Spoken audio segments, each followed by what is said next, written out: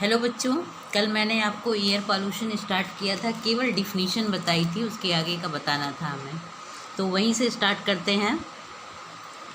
Definition air pollution की जो हमने डिफ़ाइन की थी कि air pollution may be defined as the presence of undesirable materials in the air in such concentration which are harmful to man and his environment. यानी कि air pollution तब कहलाता है जब एयर में कुछ हार्मफुल मटेरियल जो होते हैं, अनडिजायरेबल मटेरियल, कुछ कंसंट्रेशन में इन्वायरमेंट में प्रेजेंट होते हैं और उसका जो है हार्मफुल इफ़ेक्ट मैन और उसके इन्वायरमेंट पर पड़ता है, तब वो एयर पॉल्यूशन कहलाता है। एयर पॉल्यूशन नेचुरल भी होता है और जैसे कि volcanic eruption, forest fire, dust, micro organisms, pollen grains, और कुछ अधिकतर जो होता है मैन मेड प्रोसेसिंग के थ्रू होता है, जैसे industrial development, atomic explosions, biocides का यूज, ऑटोमोबाइल्स वगैरह का use.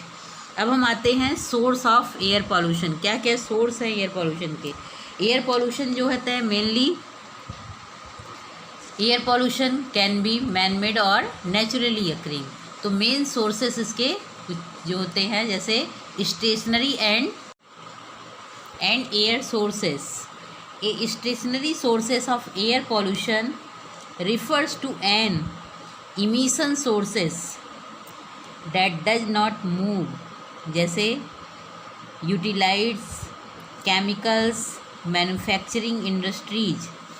The term area source is used to describe the many smaller stationary sources located together whose individual emissions may be low but whose collective emissions may be low but whose collective emissions can be significant। तो stationery sources जैसे कि यूटिलाइट्स वगैरह होते हैं, chemicals होते हैं, industries के manufacturing items होते हैं, उनके थ्रू जो होता है एयर में पॉल्यूटेड होते हैं और एयर को पॉल्यूशन क्रिएट करते हैं। तो ये स्टेशनरी सोर्सेस होते हैं। सेकेंड, इसमें कुछ मोबाइल सोर्सेस होते हैं। इसके अलावा जो होते हैं agricultural sources and agricultural activities. Agricultural sources में agricultural operations can generate emissions of gases, particulate matter, chemical compounds. For example, animals produce large amount of manure. Manure emits various gases, particularly ammonia into the air. Misapplication of fertilizers, herbicides and pesticides can potentially result in aerial drift of these materials। और agricultural activities में जैसे कि spraying, insecticides, weedicides जो होते हैं, इनका spray करने पर जो होता है एयर में पॉल्यूशन कॉज होता है। These when inhaled create severe problems to both animals and mans. इसके एग्रीकल्चरल एक्टिविटीज़ के थ्रू जैसे कि हर्बिसाइड, पेस्टिसाइड्स, फंजीसाइड का जब हम स्प्रे करते, छिड़काव करते हैं या मैन्यूअर्स वगैरह डालते हैं, या खेतों में जो एनिमल्स वगैरह के क्रिएटा वगैरह होते हैं उनसे जो गैसेस होती है, जैसे मेनली उसमें अमोनिया गैस होती है, जिससे कि एयर जो होती है पॉल्यूटेड हो जाती है। इसके अलावा नेचुरल सोर्सेस में जैसे natural sources of our pollution are sources not caused by people of their activities.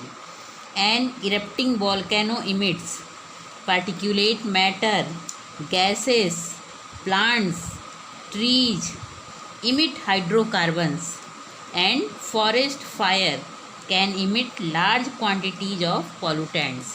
Natural sources में जैसे वॉल्केनिक इरप्शन यानी ज्वालामुखी का फटना, उसके इमिट से जो है बहुत सारे पार्टिकुलेट मैटर और गैसेस रिलीज होते हैं। प्लांट और ट्री जो होते हैं उनके plants and trees emits hydrocarbon, जबकि फॉरेस्ट फायर होता है यानी कि जंगलों को जब जलाया जाता है तो उससे जो होते लार्ज क्वांटिटी में जो होते हैं बहुत सारे गैसेस इमिट्स होते हैं, जिससे कि लार्ज क्वांटिटी में पॉल्यूटेंट्स, एयर पॉल्यूटेंट्स जो है रिलीज होते हैं, जो कि एयर पॉल्यूशन कॉज करते हैं। इसके अलावा solid wastage materials, massive heaps of solid wastage are disposed each day by our consumer society.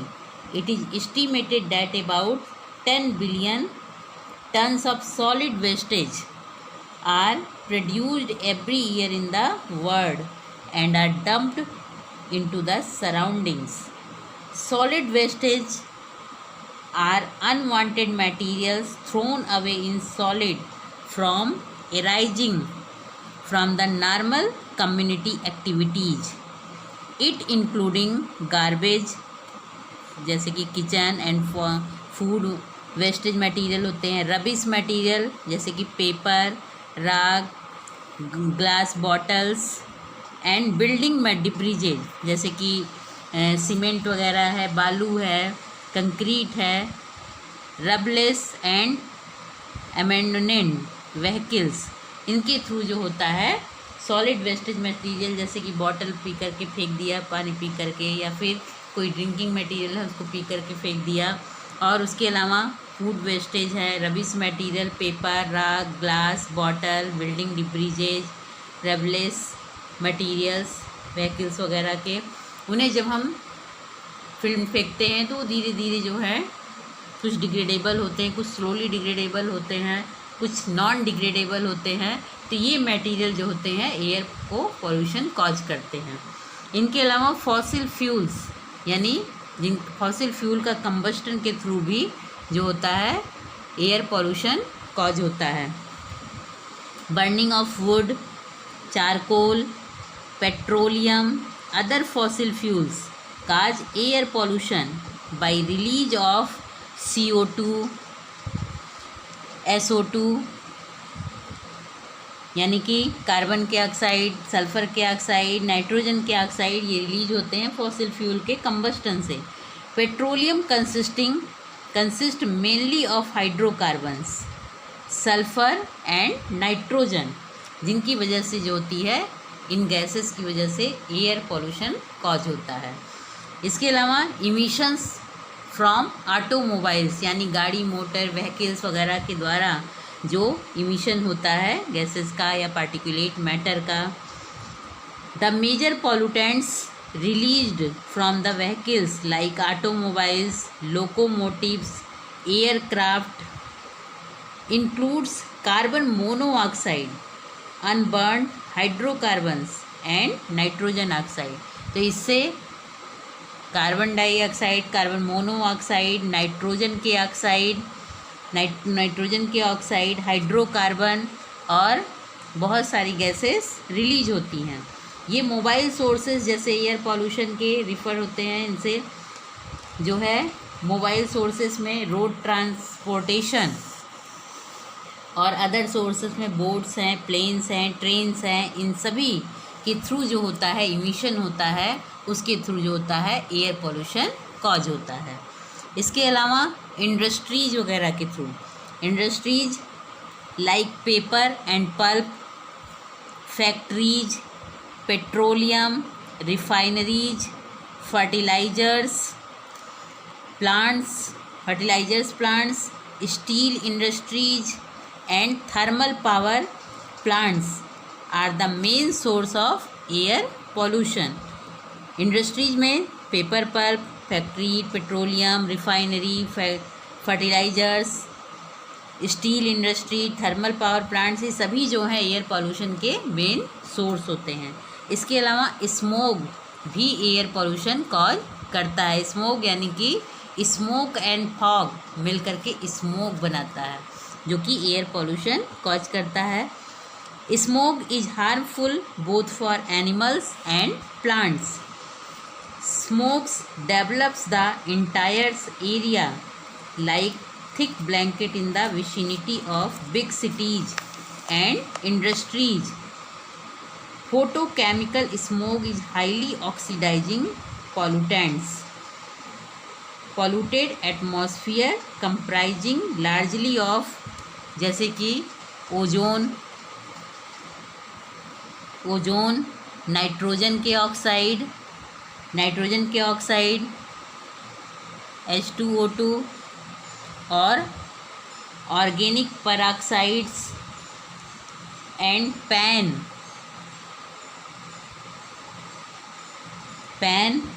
यानी कि पर ऑक्सी एसाइल नाइट्रेट और जो है Pb2N, ये सभी जो हैं एटमॉस्फेयर में जो है फोटोकेमिकल स्मोक जो है बनाते हैं और इनकी वजह से जो है बहुत सारी प्रॉब्लम्स क्रिएट होती हैं। एग्रीकल्चरल एक्टिविटीज़ के थ्रू भी जो होता है स्प्रेइंग इंसेक्टिसाइड्स वीडिसाइड्स वगैरह का यूज जब करते हैं तो उसके थ्रू भी वहाँ पर, तो ये मेन सोर्सेस हैं एयर पॉल्यूशन के, जैसे stationary and air sources, agricultural sources, agricultural activities, natural sources, solid wastage, fossil fuels, emission from automobiles, industries के थ्रू और स्मोक, इनके थ्रू जो होता है एयर पॉल्यूशन काज होता है। अब आते हैं एयर पॉल्यूटेंट क्या होते हैं। एयर पॉल्यूटेंट यानी कि जिन एजेंट्स के थ्रू वो जो होता है एयर में पॉल्यूशन क्रिएट होता है वो कहलाते हैं air pollutant.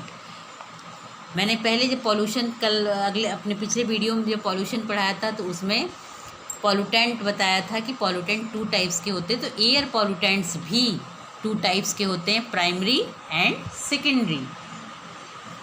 Primary air pollutants is one that emitted directly to the air from a given source. Primary air pollutants वे होते हैं जो सोर्स के द्वारा डायरेक्ट जो होते हैं एयर में इमिशन करते हैं, इमिट होते हैं, तो वो कहलाते हैं primary air pollutant. There are 5 primary pollutants that together contribute to about 90% of the global air pollution. These are carbon oxides जैसे carbon monoxide and carbon dioxide, nitrogen oxides, sulphur oxides, volatile organic compounds जिसमें mostly आते हैं hydrocarbons and suspended particulate matter, ये जो हैं जिसको हम short में SPM बोलते हैं, ये पांचों मिल करके लगभग 90% जो है ग्लोबल एयर में कंट्रीब्यूट करते हैं। पॉल्यूटेंट, प्राइमरी पॉल्यूटेंट जो होते हैं ये एयर पॉल्यूशन काज करते हैं। इसमें जो प्राइमरी पॉल्यूटेंट में कार्बन मोनोऑक्साइड जो होता है कलरलेस होता है, ऑर्डरलेस होता है एंड टॉक्सिक गैस प्रोड्यूस करता है। जब organic materials like natural gas, coal, wood incompletely burn, जब ये इनकम्प्लीटली बर्न होते हैं तब इनसे जो है कार्बन मोनोऑक्साइड रिलीज होता है। Vehicular exhaust are the single largest source of carbon monoxides. Sulphur oxides are produced when sulphur containing fossil fuels, जब सल्फर कंटेनिंग फॉसिल फ्यूल्स को बर्न किया जाता है तो उससे सल्फर के ऑक्साइड्स प्रोड्यूस होते हैं। नाइट्रोजन ऑक्साइड जो होते हैं ये भी वेहिकुलर एग्जॉस्ट से प्रोड्यूस होते हैं। नाइट्रोजन ऑक्साइड जो होता है हाइड्रोकार्बन के साथ जो होता है मिल करके ये secondary pollutant, secondary air pollutant जैसे कि ओजोन है, हाइड्रोकार्बन्स है, ये जो है group of compounds constitute of carbon and hydrogen atoms जैसे कि benzopyrene, DDT, fluorocarbon, ethylenes, bromoalkanes, ये सभी प्रोड्यूस करते हैं। They either evaporate from fuel supplies और remnant of fuel that did not burn completely. Particulates are small piece of solid materials जैसे कि smoke particles from fires, bits of asbestos, dust particles and ash from industries dispersed into the atmosphere. ये smoke particles हैं, fire bites हैं, weights of asbestos हैं, dust particles हैं, ऐस है, ये इंडस्ट्रीज़ के थ्रू जो होता है एटमॉस्फेयर में डिस्पर्स्ड होता है और एयर को पॉल्यूटेड करता है। तो कुछ एयर पॉल्यूटेंट्स के बारे में जैसे और सेकेंडरी एयर पॉल्यूटेंट, दो टाइप के एयर पॉल्यूटेंट हो गए। सेकेंडरी एयर पॉल्यूटेंट जो होते हैं, secondary air pollutant is performed in the atmosphere through chemical reactions involving primary air pollutant. Secondary air pollutant जो होते हैं क्या प्राइमरी एयर पॉल्यूटेंट्स के रिएक्शंस के थ्रू जो होते हैं बनते हैं। इसमें कुछ एग्जाम्पल जैसे सेकेंडरी पॉल्यूटेंट के sulphuric acid, nitric acid, carbonic acid, ये जो होते हैं सेकेंडरी एयर पॉल्यूटेंट होते हैं। अब हम कुछ एयर पॉल्यूटेंट्स जो कि मेन जो कि एटमॉस्फेयर में रिलीज होते हैं और एयर को पॉल्यूटेड करते हैं। तो carbon dioxide, carbon dioxide content air has increased by 15% during the last 100 years. Its increase in the air may cause greenhouse effect, raising of the atmospheric temperature. This may melt the polar ice, resulting in rise in level of oceans and flooding of coastal regions. Carbon dioxide content जो होता है लगभग 100 year में 15% तक बढ़ता चला गया है और इसके इंक्रीज होने से एयर में जो है ग्रीन हाउस इफेक्ट कॉज होता है, जिसकी वजह से जो होता है एटमॉस्फेरिक टेम्परेचर बहुत रेज करता है, हाई हो जाता है और जिससे कि पोलर आइसलैंड वगैरह पिघलने लगता है, जिसका रिजल्ट ये होता है कि ओशियन में जो वाटर लेवल है बढ़ जाएगा, बाढ़ की स्थिति आती है और कोस्टल रीजन में बाढ़ वगैरह आ जाती है। सेकेंड एयर पॉल्यूटेंट होता है carbon monoxide. It is very poisonous gas, it is produced by the incomplete combustion of fuel. ये जो होता है कार्बन मोनोऑक्साइड बहुत ही पॉइजनस होता है और इनकम्प्लीट फ्यूल, फॉसिल फ्यूल्स के इनकम्प्लीट कंबस्टन्स के थ्रू जो होता है रिलीज होता है। If inhaled it combines with hemoglobin of blood, reduces its oxygen carrying capacity। ये जब ऑक्सीजन में, जब ब्लड में हीमोग्लोबिन के साथ मिलता है तब ये जो होता है ऑक्सीजन कैरिंग कैपेसिटी जो होता है ब्लड की कम कर देता है, जिसकी वजह से जो होता है लेजाइनस, रिड्यूस्ड विजन एंड डेथ, जिसकी वजह से अंतिम जो रिजल्ट होता है डेथ होती है। इसके अलावा थर्ड एयर पॉल्यूटेंट होता है ऑक्साइड्स ऑफ नाइट्रोजन। नाइट्रोजन के oxides, these includes nitrogen dioxide, they are released by the automobiles and chemical industries as waste gases. These are harmful of man and lower the oxygen carrying capacity of blood। ये nitrogen के oxides जो हैं automobile से, chemical industries से wastage gases के रूप में निकलते हैं और ये ह्यूमन बीइंग के लिए बहुत ही और नुकसानदायक होते हैं और ब्लड में जो है ऑक्सीजन की जो है कैरिंग कैपेसिटी जो है बहुत ही कम कर देते हैं। उसके बाद ऑक्साइड्स ऑफ सल्फर, ये भी मेन एयर पॉल्यूटेंट है। These are sulphur dioxide and sulphur trioxide. These are produced by burning of coal and petroleum. SO2 and SO3 यानी sulphur dioxide and sulphur trioxide react with water to form sulphuric and sulphurous acid. Water के साथ react करके sulphuric and sulphurous acid form कर लेते हैं। These may precipitate as rain और snow producing acid rain. SO2 and SO3 gases यानी sulphuric acid and nitric acid मिल करके एसिड रेन के रूप में जो होता है प्रेसिपिटेट फॉर्म में अर्थ पर आता है। Sulphur dioxide and sulphur trioxide जो होता है damage the building and clothing as well as a plants and animals.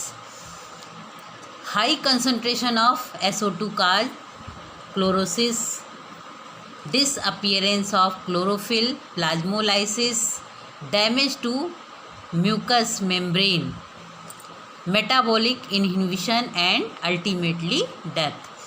Sulphur के ऑक्साइड यानी sulphur dioxide and sulphur trioxide buildings वगैरह को और क्लॉथ को, प्लांट्स को, एनिमल्स को जब एसिड के रूप में प्रेसिपिटेट के फॉर्म में अर्थ पर आता है तो इन्हें, इनके लिए हार्मफुल होता है। इसका हाई कंसंट्रेशन सल्फर डाइऑक्साइड का जो है क्लोरोसिस उत्पन्न करता है। क्लोरोसिस मतलब डिसअपियरेंस ऑफ क्लोरोफिल, यानी कि क्लोरोफिल ख़त्म हो जाता है, धीरे धीरे समाप्त हो जाता है, तब कहते हैं क्लोरोसिस। यानी कि प्लांट में, लीव्स में जो होता है फोटोसिंथेटिक रेट जो होती है डिक्रीज हो जाती है, जिसकी वजह से क्लोरोफिल कंटेंट जो है पूरी तरह से ख़त्म हो जाता है। Plasmolysis damage to mucus membrane, metabolic inhibition, और लास्ट में जो होता है डेथ हो जाती है। नेक्स्ट, एयर पॉल्यूटेंट्स जो होते हैं हाइड्रोकार्बन्स होते हैं। Hydrocarbons are unburnt discharges from incomplete combustion of fuel in automobiles. These form PAN. PAN means peroxyacetyl nitrate with nitrogen oxides which is highly toxic. Hydrocarbon जो होते हैं, जो ऑटोमोबाइल्स में फ्यूल के रूप में यूज होता है, उनके कंबस्टन से, इनकम्प्लीट कंबस्टन से जो है ये डिस्चार्ज होते हैं। और ये हाइड्रोकार्बन्स जो हैं नाइट्रोजन ऑक्साइड्स के साथ मिल करके ये जो है पैन बनाते हैं, पैन फॉर्म करते हैं, यानी पेरॉक्सी एसाइल नाइट्रेट, जो कि सेकेंडरी पॉल्यूटेंट होता है और जो कि बहुत ही हाईली टॉक्सिक होता है, जिससे कि हिल रिएक्शन में जो होता है फोटोसिंथेसिस की हिल रिएक्शन को पूरी तरह से पैन ब्लॉक कर देता है। नेक्स्ट एयर पॉल्यूटेंट है photochemical oxidants. Oxidants. These are formed by the photochemical reactions between oxides and nitrogen and hydrocarbons forming PAN, यानी कि peroxyacyl nitrate, ozone, aldehyde, some other compounds in the air. PAN is known to block Hill reaction of photosynthesis. Pan जो होता है photosynthesis की process में हिल reaction को block कर देता है। और ओजोन जो होता है ये एटमॉस्फेरिक में, उसमें जो होता है ह्यूमन एक्टिविटीज़ के थ्रू फॉर्म होता है, यानी कि नाइट्रोजन ऑक्साइड यूवी रेडिएशंस के इफ़ेक्ट से ये फॉर्म होता है। ओजोन जो होता है प्लांट्स में जो होता है, ओजोन जब एंटर करता है तो स्टोमेटा में क्रिएट विजिबल डैमेज, यानी लीव्स वगैरह में जो होता है श्रिंकिंग कर देता है मीजोफिल सेल्स में, और प्लाज्मोलाइसिस करके जो होता है पेरेन्काइमा, स्पंजी पेरेन्काइमा सेल्स को पूरी तरह से कोलाप्स कर देता है। तो ओजोन डैमेज करता है और जो कि फोटोकेमिकल ऑक्सीडेंट होता है, और पैन ये जो है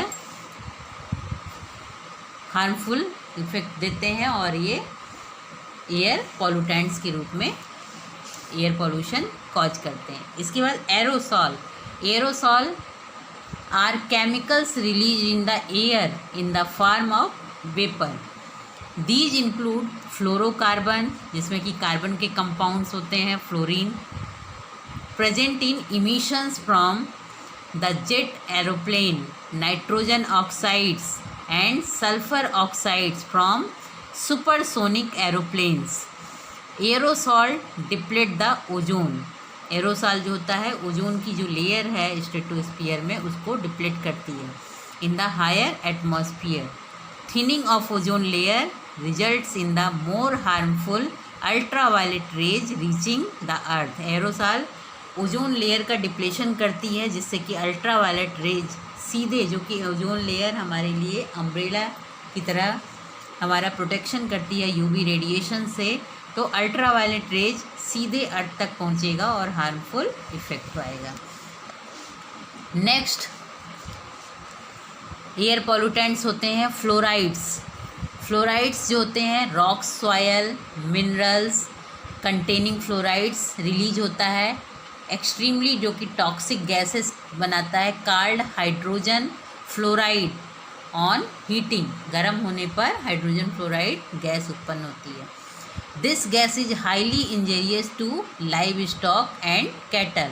ये फ्लोराइड जो होता है रॉक, सॉयल और मिनरल से, फ्लोराइड कंटेनिंग मिनरल से प्राप्त होता है, जो कि हाइड्रोजन फ्लोराइड गैस जिसे निकलती है, जो कि लाइव स्टॉक्स और कैटल वगैरह के लिए बहुत ही हाईली जो होता है हार्मफुल होता है। इसके अलावा नेक्स्ट पॉल्यूटेंट है पार्टिकुलेट मैटर। पार्टिकुलेट मैटर जैसे कि इंडस्ट्रीज एंड ऑटोमोबाइल्स जो कि फाइन सॉलिड लिक्विड पार्टिकल्स जो होते हैं एयर में रिलीज करते हैं, जैसे फ्लाई ऐश। मेटल डस्ट यानी कि containing lead, chromium, nickel, arsenic, cadmium, zinc and mercury for metallurgical processes के दौरान जो होता है ये मेटल डस्ट एटमॉस्फेयर में रिलीज होता है। और इसके अलावा cotton dust and pesticide spread caused respiratory troubles. In 1976, about 300 workers out of 1000 workers in the India Indraprasth in the powerhouse Delhi were found to be suffering from tuberculosis due to continued inhalation of fly ash discharged from the chimney of the power plants. तो यहाँ पर जो 1976 में Indraprastha power plants जो कि दिल्ली में था, वहाँ पर लगभग 300 वर्कर्स में से लगभग 3000 वर्कर्स में से 1000 वर्कर्स में से 300 वर्कर्स जो होते हैं थे वो जो हैं वो ट्यूबरकुलोसिस से सफ़र कर रहे थे। ट्यूबरकुलोसिस डिजीज काज हो गई थी उनमें, क्योंकि जिस पावर प्लांट में वो काम कर रहे थे वहाँ पर फ्लाई ऐश डिस्चार्ज हो रहा था चिमनी से पावर प्लांट के, जो कि उनको जिसकी वजह से उन वर्कर्स में ट्यूबरकुलोसिस डिजीज कॉज हुई थी। तो combustion of petroleum in automobiles emits particulate lead compounds. Lead affects the haemoglobin formation. जो पार्टिकुलेट लेड कंपाउंड होता है उस लेड से जो होता है ये जो होता है हीमोग्लोबिन फॉर्मेशन को अफेक्ट करता है। इसके अलावा जो air pollutant next air pollutant है रेडियो एक्टिव सब्सटेंसेस, ये भी जो है एयर पॉल्यूशन कॉज करते हैं। These are released by nuclear explosions and explosive. These are extremely harmful for health, affecting almost every part of animals and plants. Their penetration may cause genetic disorder as well. जो radio active substances होते हैं जो कि nuclear power plant से, nuclear explosion से, nuclear explosive material जो होते हैं ये जो है ह्यूमन, एनिमल, प्लांट सभी के लिए जो होते हैं बहुत अधिक हार्मफुल होते हैं और इनका पेनिट्रेशन से जो होता है जेनेटिक डिसऑर्डर उत्पन्न हो जाता है। तो ये मेन एयर पॉल्यूटेंट्स हैं जो कि एयर पॉल्यूशन कॉज करने में मेन रोल प्ले करते हैं। एयर पॉल्यूशन के effect of air pollution. Actually pollution itself has the multifarious character and every type of pollution is related to one another. Air pollution affects the water and land both. It affects human being along both other biotic sphere as a whole, including climate and environment.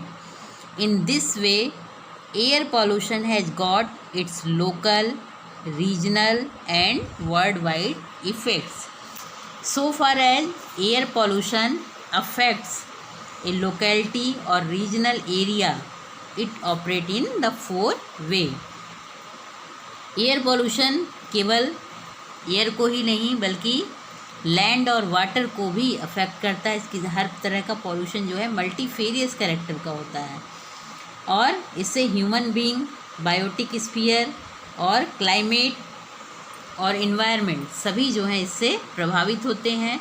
ये जो है pollution, air pollution local, regional, world wide effects भी उत्पन्न कर सकता है। तो जो मेन फोर वे हैं वो हैं इफ़ेक्ट्स ऑन विजिबिलिटी, यानी कि जब स्मोक वगैरह हो जाता है तो दिखाई नहीं देता। Effect in sunshine velocity, effect on precipitation amount, effect due to acid rain. तो ये मेन जो है एयर पोल्यूशन के द्वारा जो है 4 तरीके से हम इसके इफ़ेक्ट को देख सकते हैं। ये तो इफ़ेक्ट हैं रीजनल एरिया में और लोकेलिटी के एरिया में, जो 4 तरीके से। और world wide effects are also caused in 4 way: changes in the natural climate, increase in carbon dioxide, increase in pollutive particles, damage to ozone cover. तो इनका मेन इफ़ेक्ट जो होता है, जैसे कि ह्यूमन बीइंग पर क्या इफ़ेक्ट होता है, यानी कि effect on human health. Generally a human being requires 8,000 liters of air for respiration. Naturally, if the air is polluted, it shall affects the health adversely and shall cause diseases. Air pollution affects the respiratory system of the body in particular. Most minute particles reach the lung through polluted air, causing so many diseases. If the air possesses sulfur dioxide in ample quantity, these cause serious diseases and diabetes and heart troubles. The smoke released vehicles containing lead particles, which are highly injurious to nerve, mind and food canal and bones. तो जो human being पर effect पड़ता है उनमें से कुछ main है, जैसे inhaling ozone causes dryness of mucus membrane of mouth, nose, throat, headache, pulmonary congestion and oedema. यानी कि ओजोन जो होता है वो माउथ की म्यूकस मेम्ब्रेन को ड्राइनेस उत्पन्न कर देता है, नोज, थ्रोट, इन सब में इन्फेक्शन क्रिएट करता है, हेडेक होने लगता है, पल्मोनरी कंजेशन होता है, ओडिमा डिजीज कॉज होती है। और नाइट्रोजन की जो ऑक्साइड होते हैं, नाइट्रोजन डाइऑक्साइड, ये जो है आई इरिटेशन, आई में इरिटेशन कॉज करता है, पल्मोनरी कंजेशन करता है और ब्रोंकियाइटिस डिजीज, सांस लेने में प्रॉब्लम होने लगती है यानी अस्थमा वगैरह, और इवन डेथ भी हो सकती है। सल्फ़र डाइऑक्साइड जो होता है, सल्फ़र डाइऑक्साइड और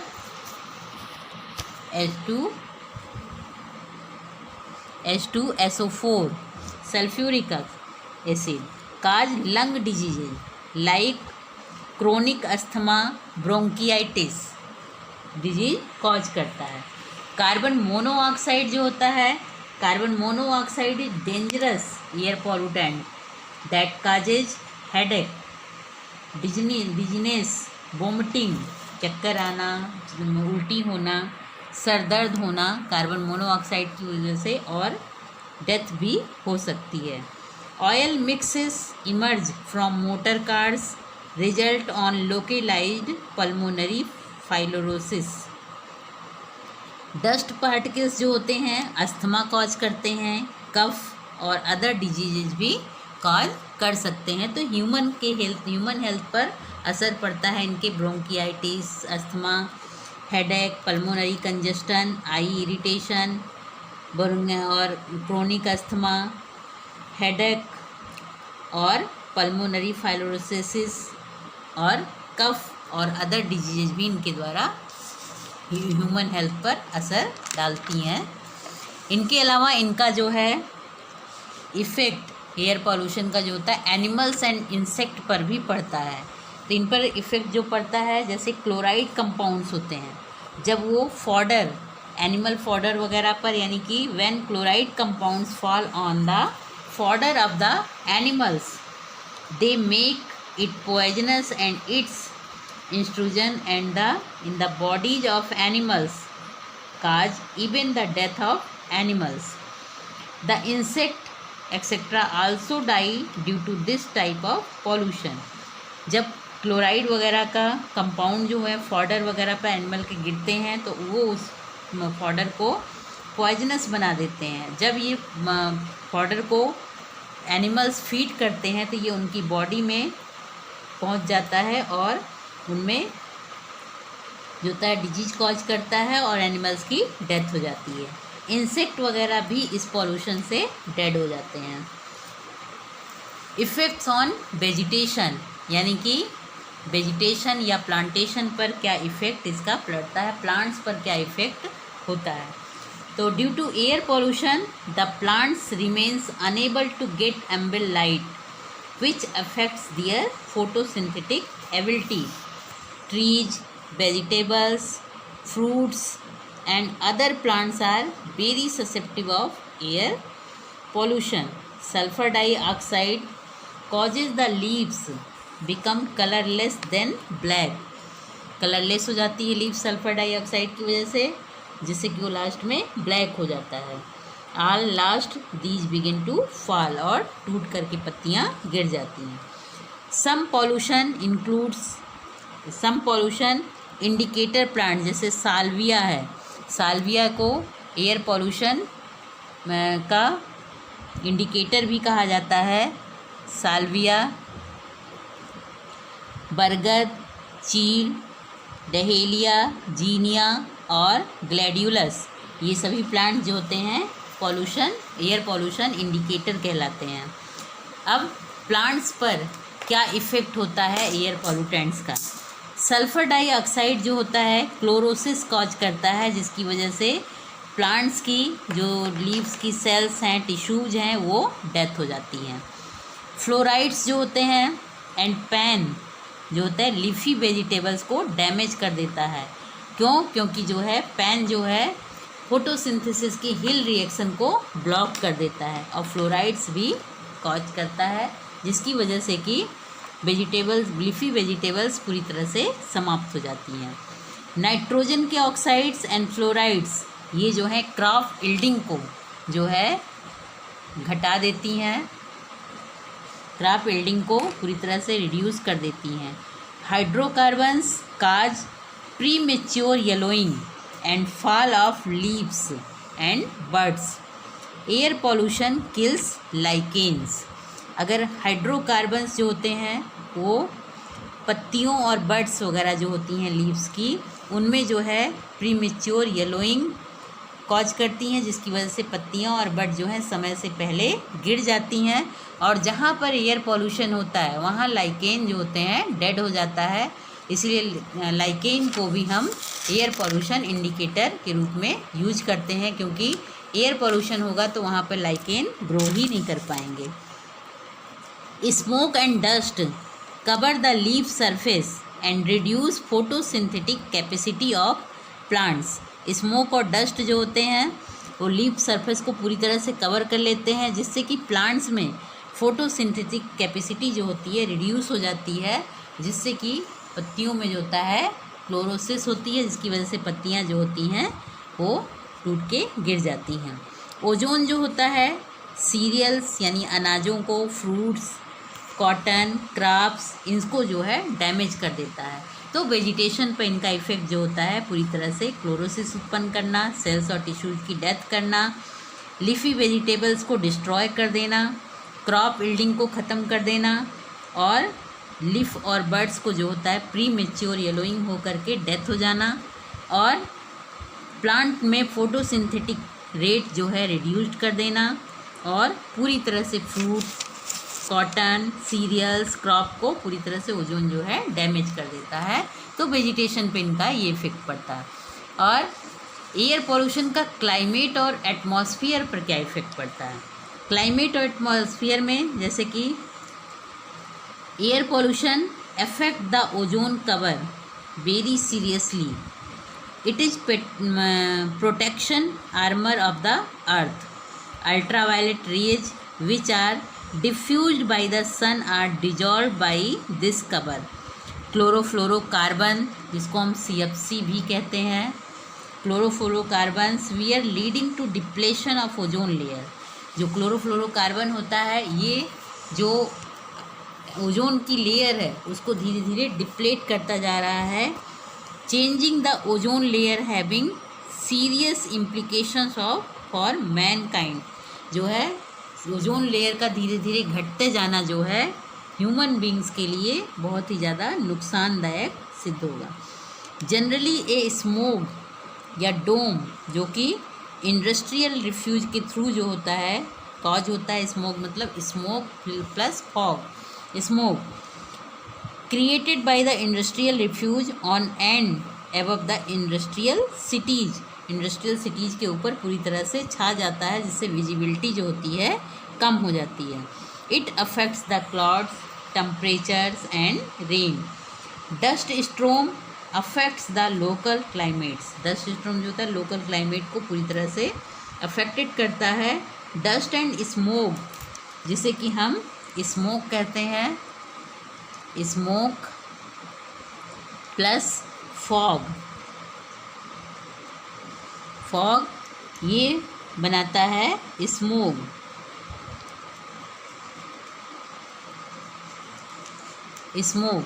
स्मोक जो होता है ये थर्मल रेडिएशंस को अफेक्ट करता है। विजिबिलिटी जो होती है अफेक्टेड होती है एयर पोल्यूशन की वजह से, और एयर पोल्यूशन की जो है वजह से जो होता है कार्बन डाइऑक्साइड का कंसंट्रेशन जो है एटमॉस्फेयर में बढ़ता चला जा रहा है, जिसकी वजह से जो है ग्रीन हाउस इफ़ेक्ट इन्हेंस्ड होता है, जिससे कि ग्लोबल वार्मिंग यानी कि टेम्परेचर जो होता है एटमॉस्फेयर का रेज होता जा रहा है, बढ़ता चला जा रहा है, जिसकी वजह से क्लाइमेटिक चेंज का इफेक्ट जो है ह्यूमन बीइंग, प्लांट, एनिमल्स पर पड़ रहा है। एयर पोल्यूशन का इफ़ेक्ट्स कुछ मटेरियल्स वगैरह पर भी पड़ता है, जैसे effects of air pollution on materials पर जो होता है every year air pollutants cause damage worth billion of rupees. Air pollutants break down the exterior paint on cars and houses, यानी कि एयर पोल्यूशन जो है कार है, हाउस है, उनका पेंट का जो पेंट वगैरह होता है, बाहरी पेंट वगैरह होते हैं, उसको पूरी तरह से ब्रेक डाउन कर देते हैं, ख़राब कर देते हैं। All over the world air pollutants have discoloured irreplaceable monuments, historic buildings, marble statues and other heritage and natural beauty sites। जो एयर पोल्यूटेंट होते हैं ये एसिड रेन की वजह से, एसिड रेन कब होती है जब सल्फ़र के ऑक्साइड जो होते हैं ये वाटर के साथ रिएक्शन करते हैं तो सल्फ्यूरिक एसिड और नाइट्रिक एसिड फॉर्म करते हैं। ये इसी वजह से एसिड रेन प्रेसिपिटेट फॉर्म में अर्थ पर आता है, जिससे कि बहुत सारे हिस्टोरिकल बिल्डिंग्स वगैरह, marble statue, heritage, natural beauty sites जो होती हैं अफेक्टेड होती हैं और वो मॉन्यूमेंट्स वगैरह डिस्ट्रॉय हो जाती हैं, डिस्कलर्ड हो जाती हैं। कार का, घर का एक्सटीरियर पेंट वगैरह पूरी तरह से ब्रेक डाउन हो जाता है। तो ये मटेरियल्स वगैरह पर अफेक्ट पड़ता है। Control of air pollution, air pollution को हम दो फंडामेंटल अप्रोचेस के थ्रू कंट्रोल कर सकते हैं। एक होता है प्रिवेंटिव टेक्निक, दूसरा होता है इफ्लुएंट कंट्रोल। दो फॉलोइंग जो मेजर्स होते हैं कंट्रोल के वो होते मेन कुछ ऐसे बता रहे हैं, जैसे कि deforestation should be stopped and new forestation programme should be undertaken, यानी कि डिफॉरेस्टेशन को पूरी तरह से रोक दिया जाए और नए प्लांटेशन यानी एफॉरेस्टेशन और रीफॉरेस्टेशन अगर कराया जाए तो जो है वहाँ पर पॉल्यूशन क्रिएट नहीं होने पाएगा। Green belt should be planted around the cities, towns, village. Burning of firewood, coal, dung should be discouraged. Forest fire should be managed to control immediately. Pollutive substances should be removed from materials which are used in industries. The automobile industry should manufacture battery operated and solar energy operated cars rather petrol or diesel run vehicles. इनके अलावा factories, industries should be situated as far as possible from the city limits within a limited industrial zones. इनके अलावा control करने के लिए fuel tank वगैरह से evaporation भी करते हैं। फ़िल्टर्स का भी यूज़ किया जाता है, जिसमें कि बैक फ़िल्टर, जिसमें कि एक तरफ से डर्टी एयर अंदर एंटर करती है, डस्ट पार्टिकल एंटर करता है, इस बैग से छन कर जो होते क्लीन एयर बाहर आती है। तो ये फिल्टर्स का यूज करके, बैग फिल्टर का यूज करके हम प्रिवेंशन कर सकते हैं। और इसके अलावा साइक्लोन कलेक्टर के थ्रू, इलेक्ट्रोस्टैटिक प्रेसिपिटेटर के थ्रू जो है इन प्रिवेंटिव और कंट्रोल इंडस्ट्रियल पॉल्यूशन को हम कर सकते हैं। मेजर 5 मेन्स वो होते हैं कंट्रोल करने के: सोर्स कलेक्ट करना, कलेक्शन करना, कूलिंग करना, ट्रीटमेंट करना और फिर उनका डिस्पर्सन करना।